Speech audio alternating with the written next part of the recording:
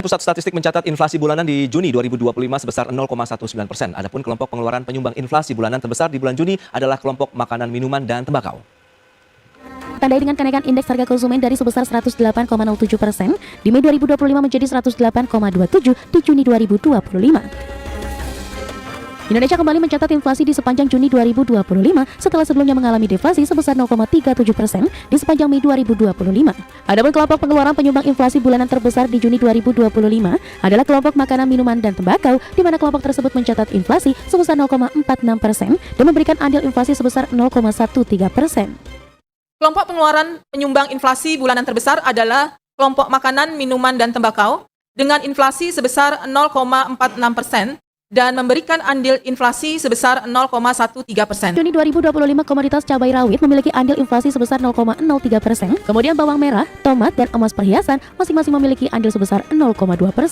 Dari Jakarta, Tim Liputan IDX Channel.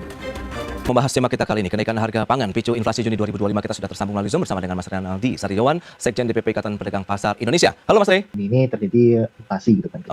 Ya kalau kita lihat tahun kemarin dan bulan kemarin kan juga terjadi deflasi gitu kan. Artinya ini dari sisi inflasi kita melihat ada pergerakan yang positif gitu kan. Nah, tapi kalau kita lihat sebenarnya di sini juga masih banyak yang disumbang oleh ya makanan, terus kemudian bahan pangan dan tembakau yang memang mengalami kenaikan yang cukup tinggi gitu kan. Nah, ini yang harus kita waspadai karena ini kan harga-harga yang volatile food kan.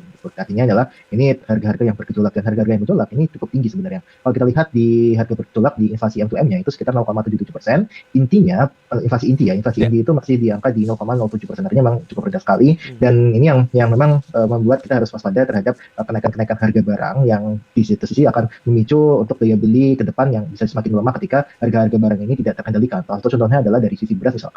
Sisi beras itu ini ya kalau kita lihat banyak yang menyumbang ke inflasi, kemudian ada minyak goreng juga yang kalau kita lihat pergerakan datanya itu juga mengalami kenaikan yang pada akhirnya ini bisa menunjukkan ya tadi kenaikan atau pelemahan daya beli di beberapa bulan ke depan. Jadi ini juga harus diwaspadai Mas, meskipun kita bersyukur masih positif di bulan Juni tahun 2025. Baik, itu dia terkait dengan evaluasi dan review dari pemicu inflasi begitu dari Januari sampai dengan Juni berarti di tahun 2025 ini. Nah, Mas Rey, lantas bagaimana dari Ikatan Pedagang Pasar Indonesia untuk menyikapi pergerakan harga bahan makanan lah di pasar-pasar tradisional saat ini begitu, seperti apa pergerakannya?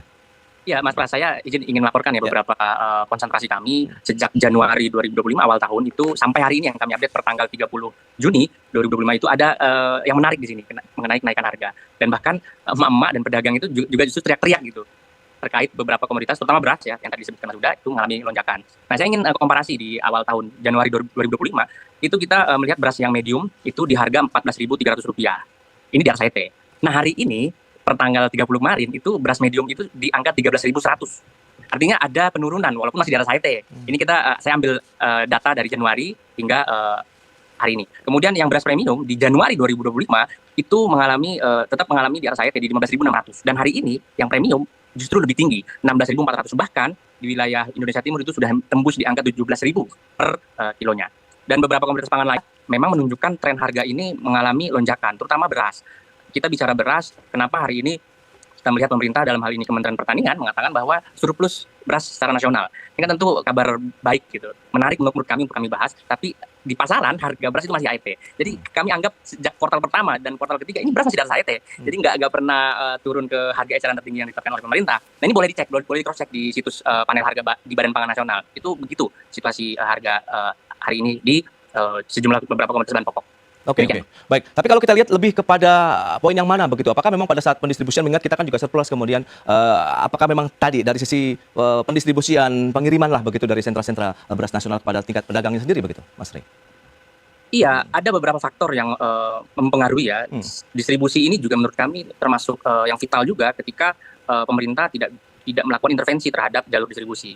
Kenapa saya sebut middleman lah. Ada beberapa dalam tanda kutip middleman ini ya berusaha untuk memainkan harganya, berusaha untuk membuat harga ini cenderung tidak sesuai dengan HET, sehingga kami yang menjadi korbannya, kami yang menjadi kambing hitamnya gitu, selalu disalahkan. Bukan kami yang naikin harganya, memang kami dapatnya sudah tinggi. Maka distribusi ini kenapa kami anggap sebagai menjadi vital, karena ini harus ada peran pemerintah di dalamnya. Kenapa kita punya BUMN pangan dalam hal ini ID Food? Ini kan juga salah satu instrumen yang cukup vital untuk mendorong agar pergerakannya atau diberikan porsi yang cukup besar lah untuk mengoptimalisasi jalur distribusi ini. Kita punya BUMN pangan kok, holding pangan, itu yang didorong agar kita bisa menyerap harga kebutuhan bahan pokok ini lebih cenderung lebih terjangkau harganya.